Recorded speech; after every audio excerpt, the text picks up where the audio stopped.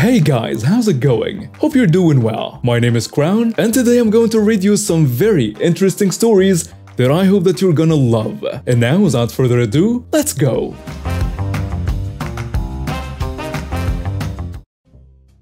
This happened a few days ago, and honestly, I'm still trying to gather myself and deal with the security issues that this whole ordeal left me with. I'm a fairly new mother to a beautiful baby boy. Me and my husband were blessed to have him 6 months ago, and everything was just really difficult at first, but right now, it's starting to get better these days. We're starting to figure out how to do things properly, how to plan our lives around the baby needs, and so much more. Let's just say that we're in a good place right now. We were not when we first had our baby, but we are now, and that's what matters. A few days ago, me and my hubby were visiting his parents. They live around 20 minutes away from us, and we always have a wonderful time there. They are very supportive, and my mother-in-law was just a lifesaver when I first had my baby and gave me all the help that I didn't even know I needed. I really love this woman. As I said, they are lovely people, and we had a really good time with them. At around 7 p.m. or so, we decided to call it and head home. When we got into our car, I remembered we needed some items for the baby and also some groceries we should pick up from the local store. So, we headed there, me, my hubby, and my little baby in his stroller. For the sake of the story, you need to know that I have a black belt in Taekwondo, a 6-degree black belt. There are more details to this, but I'm not here to lecture you about the sport that I grew up with. So, I digress. Anyways, at this point we entered the store, me pushing our shopping cart and trying to fill it up with all the items I needed and hoping that I won't forget anything like I do every single time, while my hubby pushing the stroller with our sweet baby sleeping in it. But sadly, all it took us was 10 minutes before we started hearing the dreaded "excuse me" coming from behind us. We knew what that meant. We hoped that it wasn't what we were fearing, but knew it could easily be a mega Karen going on, judging from the tone she used to spill it. I turn around and there she is, a 40-ish woman with a face filled with some ungodly makeup. I hesitate to answer her, but with the staring she was giving me when I turned, I couldn't really help but say, "Yes?" She responds with, "Hi, I've been following you for the past 10 minutes. From the moment you stepped into the store, and I just couldn't help myself but to be fascinated with your baby stroller. And I was just wondering, where can I get one?" In my head, the math didn't add up. What she was asking was kinda normal, you know, someone seen something they like in public and just asked the owner where they got it from so they could buy one. But I couldn't really ignore the part where she kept following us for 10 whole minutes before talking to us. Now, that didn't seem normal to me, but I decided to just tell her where we got it and be done with it. "Oh, we bought it from X store. It's a little bit more expensive than some of the strollers out there, but it's really comfy and thankfully we were able to afford it." "Wow, that's nice. Can I ask how much you paid for it?" I give my husband a quick hesitating look before turning back to her and tell her that it was around $2,000 or so. Upon telling her that, her jaw dropped, and she started saying, "Wow, that's a lot of money for a stroller. You must be rich." "Well, if you can buy something like this, then you must be rich." We didn't really feel comfortable hearing that. You never feel comfortable when you have someone telling you that you're basically having it easy. It's never easy, but that's just how they make you feel sometimes. Anyways, we nod politely after smiling awkwardly and just turn to leave and continue with our shopping. And that's when she jumped right in front of us and confronted us with the most absurd demand I was faced with. "What do you say? You give me that stroller for my baby and you get yourself a brand new one since you could easily afford it, huh?" We get shocked for a moment, then I tell her, "I'm sorry, we can't do that."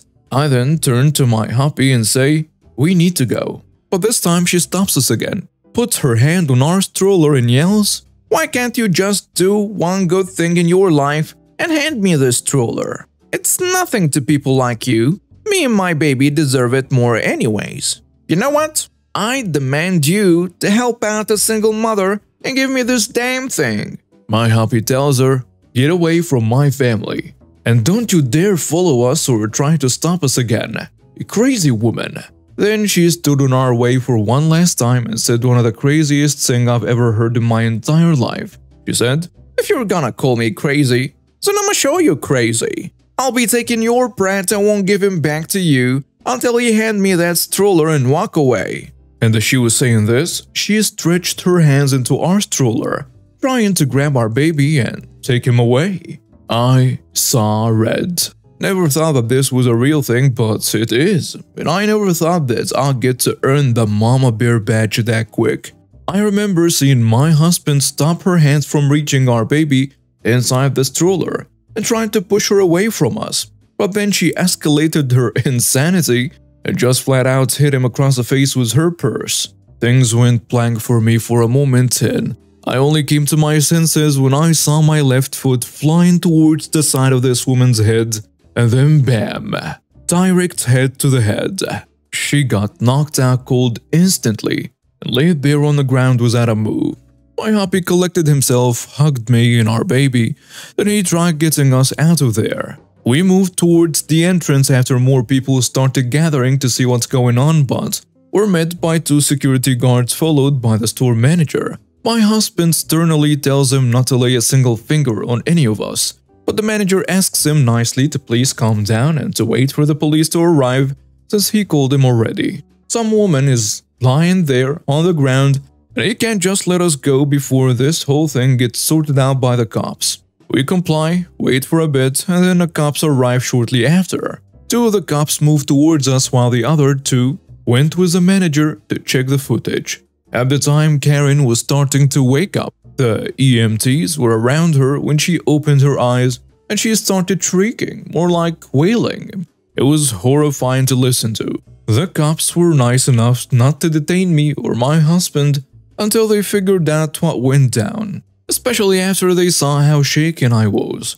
They got our side of the story, which was eventually confirmed by the security footage and some other customers that witnessed what happened. Karen was put in handcuffs while screaming at everyone around her and even tried attacking the EMTs at one point, but she failed to stand up properly and fell back to the floor. It seemed as if she had some sort of concussion or something. We decided to press charges, of course, and we informed the officers we're just willing to take this as far as it may go. We want to make sure that this woman pays for the terrifying experience she put us through. God only knows what she would have done to our baby if she had managed to fully grab him. So no, I will never settle, and I will even sue her for emotional damage on top of everything else. I'll make sure that her life as she knows it is no more, and hope that her kid is raised by a better person than she is.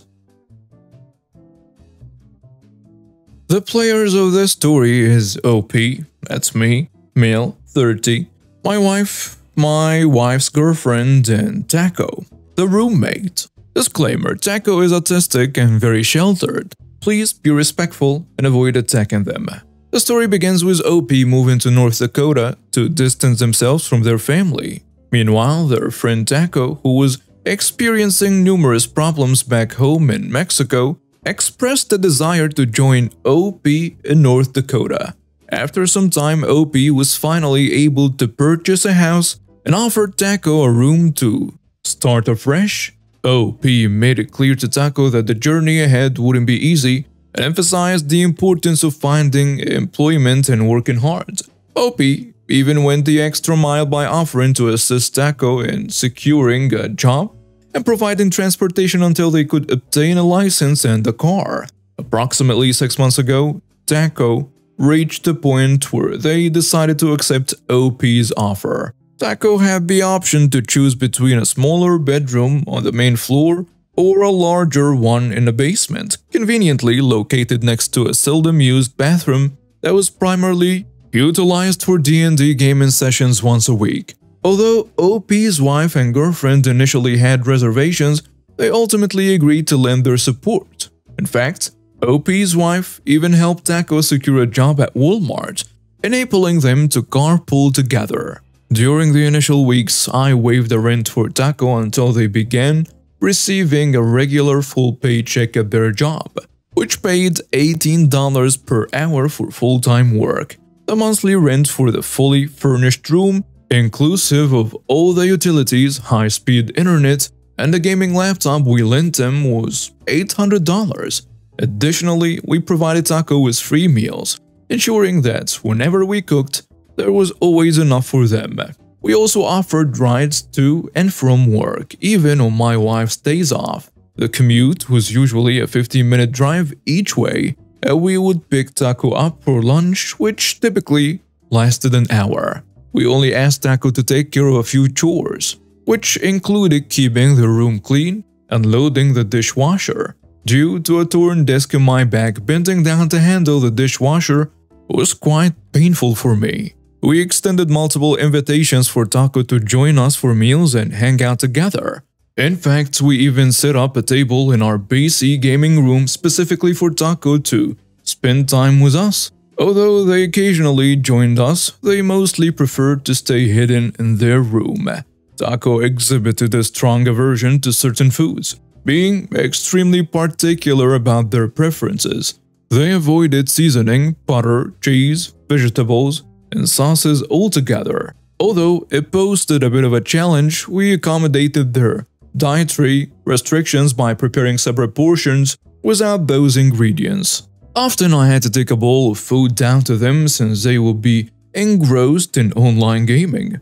However, it is worth noting that Taco thoroughly enjoyed pepperoni pizza and constantly requested it as their preferred choice. Preparing 2 separate meals every night understandably led to an increase in dishes, making it necessary for the dishwasher to be run daily to manage the workload. However, Taco found this task burdensome, particularly after working a full shift at Walmart, and he expressed annoyance at being unable to do the dishes on weekends. Consequently, they decided to rely on food delivery services for their meals. When they ran out of money, they resorted to eating rice and fried spam cooked on our stove with our pans. They used the fact that they didn't consume any food provided in the house as an excuse for not doing the dishes. Despite their resistance to taking up driving lessons, I consistently offered to help Taco obtain a driving permit and teach them how to drive. However, they always seemed to be occupied, fatigued, or evaded the topic. Furthermore, Taco acquired a boyfriend and began spending their entire weekends at their partner's place. As a result, even when Taco had time off from work, they weren't available for driving lessons. Occasionally, my wife, girlfriend, and I would opt for the pizza when we felt too lazy to cook. However, Taco would become upset because we wouldn't order pepperoni, even though they could have easily picked off the toppings, as they refused to eat plain cheese pizza. It's worth noting that we typically ordered from a local pizza place where a pie cost $19. In such instances, we often offered to take Taco to a drive-thru or Little Caesars instead. However, Taco never offered to contribute financially for their preferred pepperoni pizza, and our own budget did not allow us to cover the restaurant meals. As time went on, Taco began to complain about the high rent and felt that I was pressuring them excessively regarding obtaining a driver's license. It became evident to me that they were likely considering moving in with their boyfriend. I advised them to at least secure a car and license before making such a decision. However, instead of prioritizing these practical matters, they used their tax return to purchase an Xbox Series X and a $300 gaming monitor. It's worth mentioning that I had previously assisted Taco in setting up their Xbox on a 75-inch TV with surround sound in the basement D&D room, which we only used on Sundays for D&D sessions while Taco was working. Regarding rent payment, Taco had an arrangement to split the rent, paying half every pay period. However, on the 10th of the month, they informed me that they would only pay for that half of the months and intended to move into their boyfriend apartment. Despite their decision to leave, they still expected my wife to provide them with rides to their boyfriend's place, even though it was a 10-minute detour from our house. I agreed to their request, stating that if they paid for the half months, we would still offer transportation assistance and even help them move their belongings when it was my weekend to do so. If that was their preference, I was willing to accommodate it. On Friday the 13th, when I asked Taco for the rent, they became angry. Subsequently, they embarked on a 3-hour-long rant, sending me multiple lengthy texts outlining their grievances. They accused us of being inconsiderate towards their needs, claiming that we forced them to do dishes despite not using them, and consistently pressured them about obtaining a driver's license. Additionally, they alleged that we were always loud and overcharged them for rent. Nevertheless, despite the situation, I still assisted Taco in moving all their belongings to their new place. However, I had to contact their mother to request that she send me the $400 owed. After the move, Taco proceeded to block me on all communication channels and declared me a terrible person.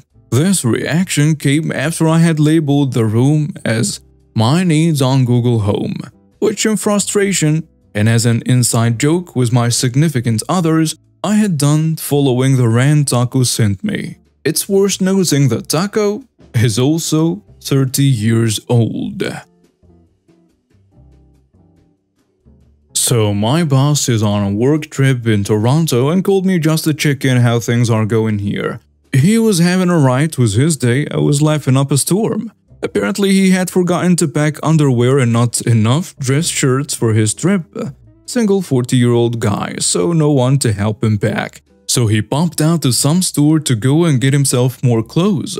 Now let me preface this with when we are working, he's always casually dressed. But when he's at a meeting, he looks top tier. Always. And the man is a silver-tongued devil. He could sell ice to an Eskimo. He still told me he was at the store browsing some dress shirts when an older woman came up to him in the store asking about hats that were on the wall beside the shirts. His automatic answer was, well, let's take a look at what they have. After spending 5 minutes browsing, the other guy found the hat and was questioning sizes, and the boss's answer was, well, let's see what size this is, and checked the inside of the hat, which yielded promising results. But my boss, always looking for fun, said to the guy, this hat is great, it looks great on you, but you should get two. You should get another one in a different color, because this color is for this kind of social situation, but this color is for that kind of social situation. Of course, he talked the man into buying 2 overpriced hats at this high-end dress store. Said the hats were a couple $100. Then 15 minutes later, when my boss found his clothes and was ready to pay, he stood in line right behind the guy he just upsold. The guy looked at him and was, you don't work here, do you? And my boss smiled and said no, I was just doing some shopping. At which point the other guy turned beat-red and paid for his hats and bolted. The manager was on the till, chuckling and said, you upsold better than any of the staff who work here. And now we have reached the end of today's stories. Thank you for watching and see you next time.